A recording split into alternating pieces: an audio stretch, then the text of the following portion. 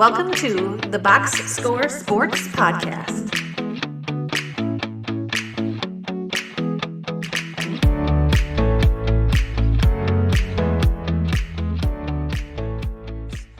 You want to talk about the latest trade that happened?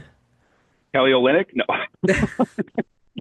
Where did Olynyk go? He went to the Spurs. That's right. the Yeah, Spurs. that happened. Well, not that trade. But the one between the Clippers, Heat, and Jazz. You want to talk about that one? Yeah. Okay. Let's talk about that trade. So, the Clippers received John Collins. The Heat they received Norm Powell, and the Jazz received Kevin Love, which it sounds like they're gonna just buy him out or something like that.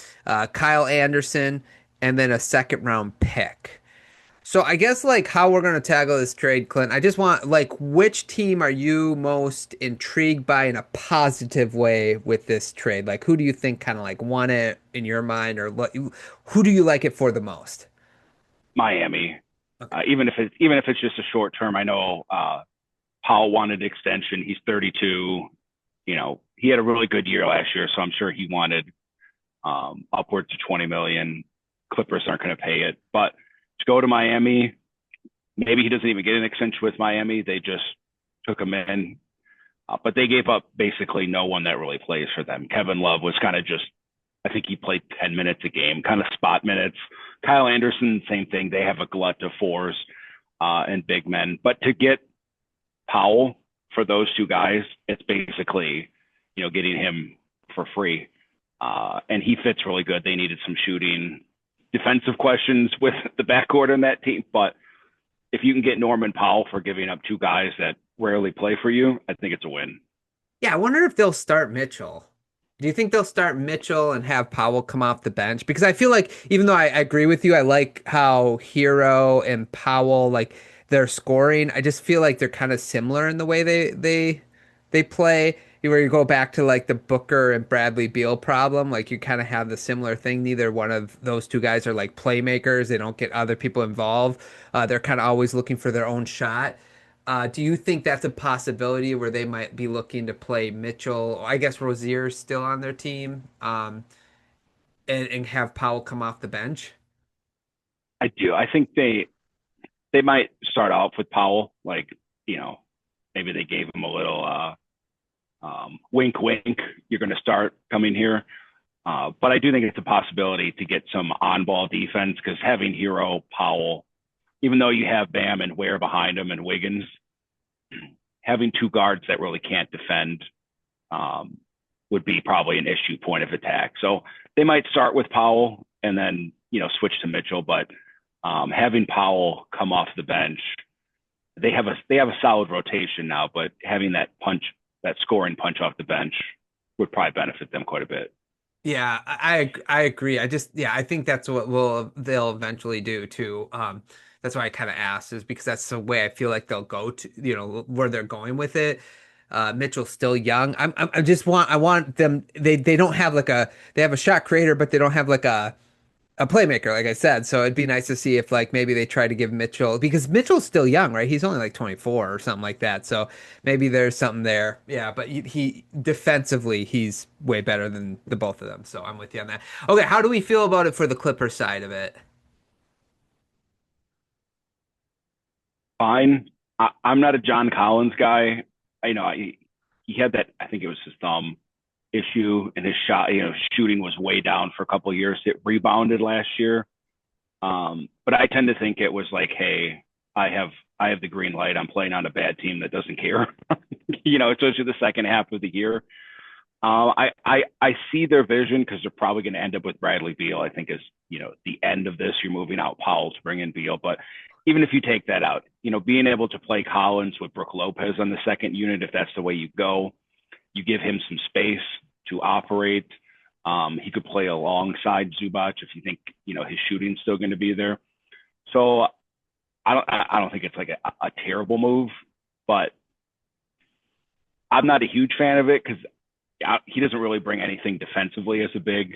Neither did Norman Powell, but I just don't trust his shooting. And if you're telling me the plan is you're going to have Bradley Beal, like I know you're saying logically you just traded Powell for Collins and Beal in that case, but I don't think it's a great team fit. For Collins is what you're saying. Yeah. Yeah, I think it largely just depends on his shooting, right? Like if the shooting's there, I think he's going to fit fine because that's what Harden needs. He just needs guys who will sit in the corner and shoot.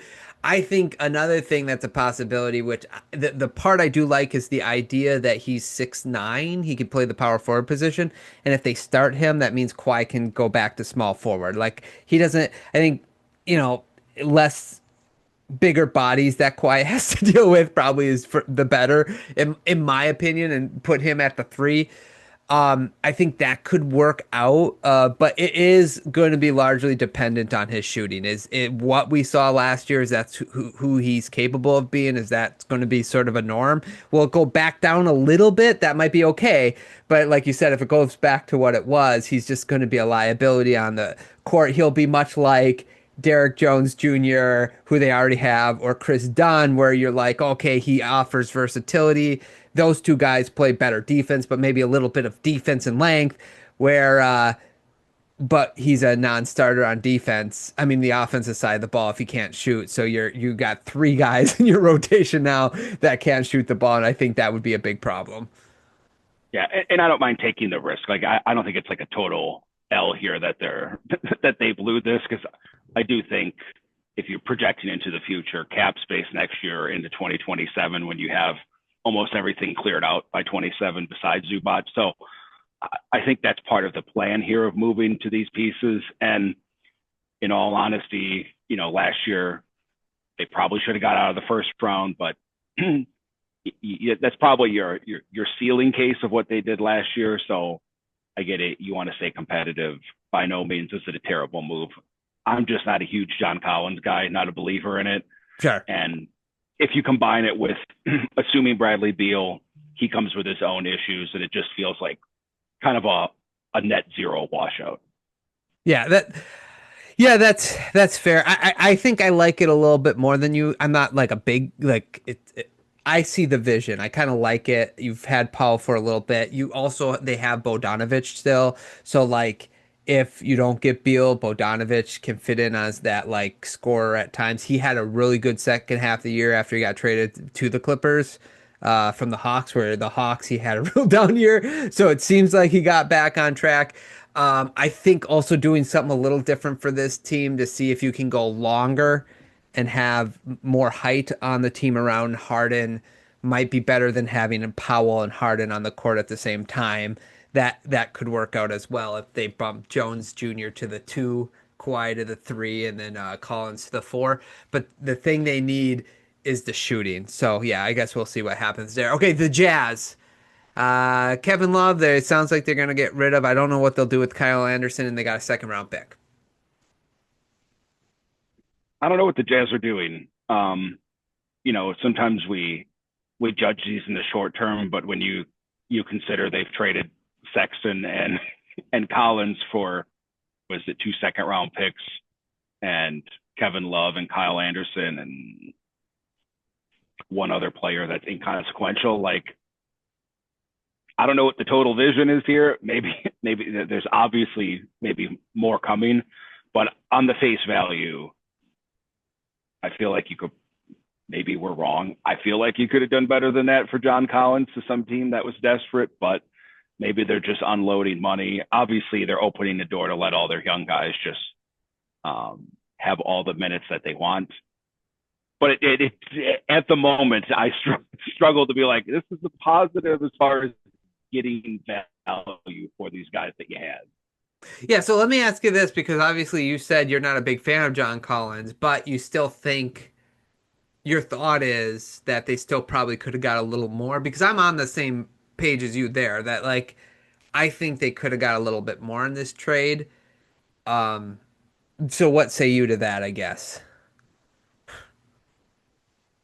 I just feel like there would have been a team that would, even if you're just getting, 2 or 3 seconds or like a late first and a second, I feel like that may have been out there. Maybe not right now, but going forward. But maybe in that case, you're taking back some money, and the Jazz maybe have something up their sleeve, a plan here, what to do with this money, because they're clearing tons of cap space. So if they are looking at one of those restricted guys, they're getting close enough where maybe you make an offer to pull them away. But until we see that, it feels like kind of salary dumping semi-good players, which again might not be bad. But I tend to look at these sometimes like solo, like, oh, I think you could do better than what you got for Colin Sexton. Like, I feel like a team would get desperate and needs a guard, would give you a first-round pick or a future first-round pick for Colin Sexton. No, well, I agree with you. I know that's what a lot of people do, is kind of take the totality of the moves.